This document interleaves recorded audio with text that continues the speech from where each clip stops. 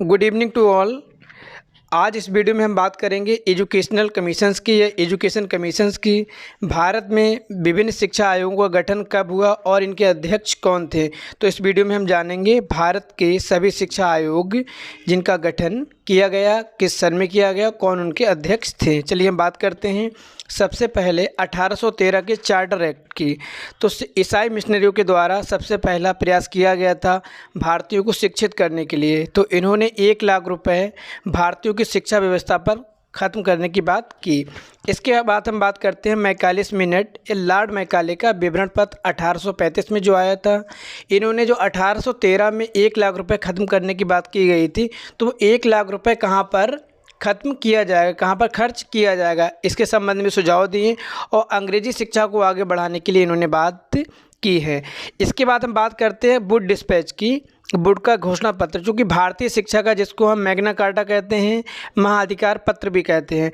1854 ने भारतीय शिक्षा व्यवस्था की एक नई नींव रखी, नया फाउंडेशन रखा और इन्होंने प्राइमरी एजुकेशन पर बल दिया कि प्राइमरी एजुकेशन में किस तरह से उसमें जो गुणवत्ता है और जन संचार या भारत की प्रत्येक जनता को, प्रत्येक वर्ग को प्राथमिक शिक्षा की व्यवस्था कराई जाए। तो वुड डिस्पैच की हम बात कर लिया, 1854 में आया आपका। वुड डिस्पैच के रिकमेंडेशन के बाद इन्होंने कहा था कि जनसाधारण की शिक्षा, मास एजुकेशन की बात की थी, स्त्री शिक्षा, वुमेन एजुकेशन की बात की थी, टीचर्स ट्रेनिंग की भी बात की थी, उस पर एम्फेसिस दिया था, मेनली एलिमेंट्री एजुकेशन पर। और इन्होंने कहा था पाश्चात्य प्रकार के विश्वविद्यालय भारत में खोले जाएं। पाश्चात्य का मतलब जो भारत में विश्वविद्यालय खोले जाएंगे वो लंदन विश्वविद्यालय इनके लिए रोड मॉडल होगा। लंदन विश्वविद्यालय के आधार पर खोले जाएंगे। इसी रिकमेंडेशन के बाद 1857 में कलकत्ता, बम्बई, मद्रास विश्वविद्यालय को स्थापित किया गया। इसके बाद हम बात करते हैं हंटर आयोग की। हंटर आयोग का गठन 1882 में सर विलियम हंटर के द्वारा किया गया था। उस समय गवर्नर जनरल कौन थे? लॉर्ड रिपन थे आपके। हंटर कमीशन ने भी भारतीय शिक्षा में भारत की जो प्राथमिक शिक्षा है, जो प्राइमरी एजुकेशन है या एलिमेंट्री एजुकेशन की है, उसके क्वालिटेटिव डेवलपमेंट की बात की और शिक्षा का माध्यम मातृभाषा हो, इन्होंने मातृभाषा पर बहुत बात की है। और टीचर्स ट्रेनिंग के लिए इन्होंने नॉर्मल स्कूल खोलने की बात की, प्रत्येक डिस्ट्रिक्ट में खोले जाएंगे।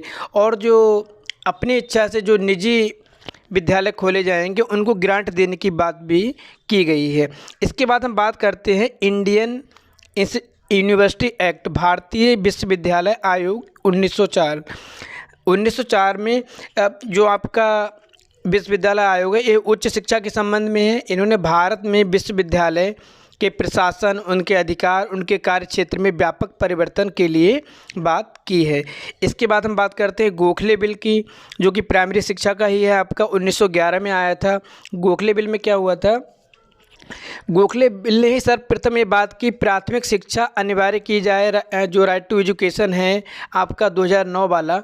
इसकी सबसे पहले बात किसने की थी? गोपाल कृष्ण गोखले ने अपने गोखले बिल में कि प्रत्येक भारतीयों को, जो भारतीय बच्चे हैं, उनको प्राथमिक शिक्षा अनिवार्य रूप से प्रदान की जाए और सभी को प्रारंभिक शिक्षा से जोड़ा जाए। ठीक है। इसके बाद हम बात करते हैं सैडलर कमीशन की, जो कि आपका उच्च शिक्षा के लिए है। सैडलर आयोग को हम कलकत्ता विश्वविद्यालय आयोग या कलकत्ता यूनिवर्सिटी कमीशन भी कहते हैं, जो कि 1917 में आपका आया है। तो कलकत्ता विश्वविद्यालय में क्या था? कलकत्ता विश्वविद्यालय या सैडलर कमीशन के द्वारा नए विश्वविद्यालय खोलने, कलकत्ता विश्वविद्यालय को शिक्षण विश्वविद्यालय बनाने तथा इंटर कक्षाओं को विश्वविद्यालय से अलग करने की इन्होंने रिकमेंडेशंस दी।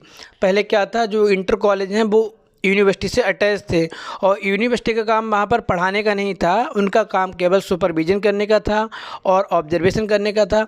तो कलकत्ता विश्वविद्यालय आयोग ने कहा कि यूनिवर्सिटी का काम पठन पाठन का हो और इंटर की कक्षाओं को पृथक कर दिया जाए, जिससे कि क्वालिटेटिव हायर एजुकेशन की बात वहाँ पर की जा सके। ठीक है। इसके बाद हम बात कर लेते हैं हरटांग समिति या हरटांग कमेटी 1929 में आई थी। ठीक है। इसमें कौन थे? सर फिलिप हरटांग के द्वारा जो इस समिति के अध्यक्ष थे। इन्होंने भी जो प्राइमरी शिक्षा है, एलिमेंट्री एजुकेशन में अपव्यय अवरोधन हो रहा था, उस अपव्यय अवरोधन को रोकने के लिए और शिक्षा के क्वालिटेटिव प्रोग्रेस की बात की, किस तरह से शिक्षा में गुणवत्ता लाई जाए। माध्यमिक शिक्षा में व्यावसायिक विषयों को भी स्थान दिए जाने की बात इन्होंने की थी। इसके बाद हम बात कर लेते हैं बेसिक एजुकेशन पॉलिसी, बेसिक शिक्षा योजना 1937। महात्मा गांधी के द्वारा जो संचालित शिक्षा है इसी को हम कहते हैं बेसिक शिक्षा योजना या वर्धा शिक्षा योजना।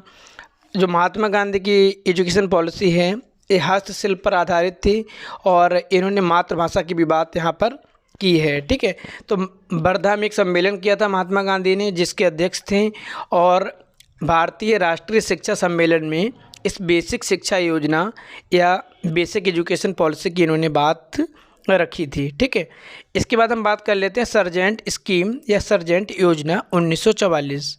ठीक है, तो सर्जेंट योजना 1944 में इन्होंने भारत में शैक्षिक विकास का एक इन्होंने फ्रेमवर्क दिया, एक ब्लूप्रिंट दिया किस तरह से इंडिया में एजुकेशनल डेवलपमेंट किया जाए। कब हुआ था? 1944 में। ठीक है, और इन्होंने साहित्यिक तथा प्राविधिक विद्यालयों की स्थापना की बात की थी। इसके बाद हम बात करते हैं स्वतंत्र भारत में जो पहला आयोग है आपका उच्च शिक्षा से संबंधित है, उसका नाम है राधा कृष्णन कमीशन या राधा कृष्णन आयोग। इसको हम बोलते हैं इंडियन यूनिवर्सिटी कमीशन या यूनिवर्सिटी एजुकेशन कमीशन या विश्वविद्यालय शिक्षा आयोग 1948। विश्वविद्यालय शिक्षा आयोग 1948 इन्होंने हायर एजुकेशन में इम्प्रूवमेंट के लिए रिकमेंडेशंस दिए, कहाँ कहाँ पर इम्प्रूवमेंट की ज़रूरत है और कहाँ कहाँ पर इम्प्रूवमेंट में चेंजेस लाने हैं। तो इन्होंने जो बात की है क्वालिटेटिव इम्प्रूवमेंट की, हायर एजुकेशन की बात की है यहाँ पर। ठीक है, चलिए हम आगे बढ़ते हैं। इसके बाद हम बात कर लेते हैं मुदालियर कमीशन की। ठीक है, तो मुदालियर कमीशन आपका 1952-53 में आया था, 1952-1953 में। तो जो मुदालियर आयोग आया था आपका, इसके लक्ष्मण स्वामी मुदालियर इनके अध्यक्ष थे जो इस कमेटी के। इन्होंने बात की थी माध्यमिक स्तर की शिक्षा में किस तरह से चेंजेस लाए जाए, क्योंकि इससे पहले के जो आयोग थे उन्होंने प्राइमरी और अपर प्राइमरी की तो बात बहुत की थी, लेकिन हाई स्कूल लेवल की किसी कमीशन ने बात नहीं की। तो इन्होंने एक स्पेशल फ्रेमवर्क या ब्लूप्रिंट तैयार किया था किसके लिए? माध्यमिक स्तर की शिक्षा या हायर सेकेंडरी लेवल की जो आपकी टीचिंग होती है। तो इन्होंने क्या कहा था? इन्होंने कहा था कि माध्यमिक शिक्षा आयोग का गठन किया जाए और उसमें उच्च शिक्षा में भी सुधार करने की बात इन्होंने वहाँ पर की थी। इसके बाद हम बात कर लेते हैं कोठारी कमीशन 1964, 1966, 1964, 1966। इसके अध्यक्ष हैं आपके डॉक्टर DS कोठारी, जिन्होंने प्राइमरी शिक्षा की बात की और इन्होंने शिक्षा को एक पूरा स्ट्रक्चर तैयार किया। इससे पहले शिक्षा चल रही थी आपकी, कोई उसका स्ट्रक्चर नहीं था, लेकिन कोठारी कमीशन ने शिक्षा को एक नया स्तर दिया और शिक्षा एवं राष्ट्रीय विकास नामक प्रतिवेदन में इन्होंने रिकमेंडेशंस दिए कि कहाँ पर आपको क्या चेंजेस करने हैं। ठीक है, तो कोठारी कमीशन ने शिक्षा के प्रत्येक स्तर पर इम्प्रूवमेंट की बात की थी और प्रत्येक स्टेप के लिए इन्होंने अपने रिकमेंडेशंस दिए थे। इसके बाद हम बात करते हैं 1968 राष्ट्रीय शिक्षा नीति 1968। ये जो राष्ट्रीय शिक्षा नीति 1968 है, कोठारी कमीशन के जो रिकमेंडेशंस थे उनके आधार पर राष्ट्रीय शिक्षा नीति की बात की गई थी, जो प्रथम राष्ट्रीय शिक्षा नीति थी स्वतंत्रता के बाद। तो यहाँ पर भारतीय शिक्षा को नई दिशा और दशा देने का काम प्रारंभ हुआ। यहाँ से ही आपका 10+2+3 का जो रिकमेंडेशन था कोठारी कमीशन का, उसको इम्प्लाई किया गया था। उसके बाद ये स्वतंत्र भारत का पहला राष्ट्रीय शिक्षा नीति थी। ठीक है, इसके बाद हम बात कर लेते हैं राष्ट्रीय शिक्षा नीति 1986 की। तो राष्ट्रीय शिक्षा नीति 1986 का क्रियान्वयन और रिकमेंडेशंस 1986 में दिए गए थे, लेकिन 1986 में जो रिकमेंडेशंस दिए गए थे उसमें जो इंडियन पार्लियामेंट थी, भारतीय संसद था, वो पूरी तरह रिकमेंडेशन से संतुष्ट नहीं थे।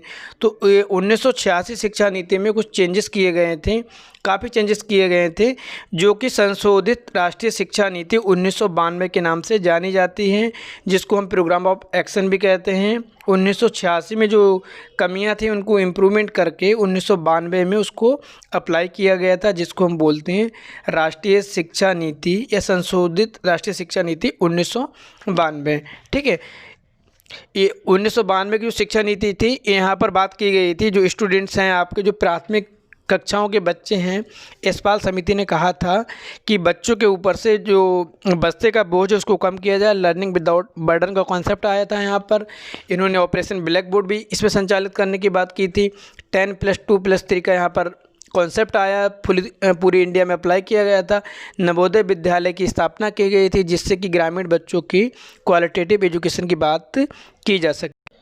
और इसके बाद जो लेटेस्ट शिक्षा नीति आई है आपकी न्यू एजुकेशन पॉलिसी 2020-2020, उसके जो अध्यक्ष हैं आपके डॉक्टर कस्तूरी रंगन हैं, जो कि इसरो के आपके प्रेसिडेंट रह चुके हैं। इन्होंने जो नई शिक्षा नीति आई है उसमें जो प्राइमरी एजुकेशन है पूरे स्ट्रक्चर को चेंज करने की बात यहाँ पर इन्होंने की है। और टीचर्स ट्रेनिंग जो इम्प्रूवमेंट होने हैं, जो कोर्सों की भी इन्होंने विविधताएँ लाए हैं, वहाँ पर डाइवर्सिटी जो थी पहले उसको समाप्त किया है। तो इन्होंने भी जो नई शिक्षा नीति आई है शिक्षा के प्रत्येक स्तर पर अपने रिकमेंडेशंस दिए हैं। तो ये आपके जितने भी स्वतंत्र भारत और स्वतंत्रता से पहले जितने भी कमीशन बने थे उनकी सब सनें थी यहाँ पर आपको बताई गई हैं। उनके मेन फीचर्स भी बता दिए गए हैं जो आपको बीटीसी फर्स्ट पेपर और बीटीसी सेकंड पेपर में भी मिलेगा।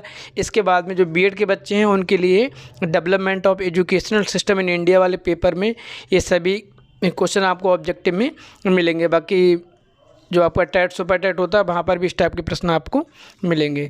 तो आज के लिए इतना ही इस वीडियो में। नेक्स्ट वीडियो में हम बात करेंगे जो आपके प्राइमरी या एलिमेंट्री एजुकेशन में डेवलपमेंट के लिए नई नई संस्थाएं बनाई गई थी उनका कब क्या विकास हुआ, कब स्थापित हुई। आज के लिए इतना ही, धन्यवाद।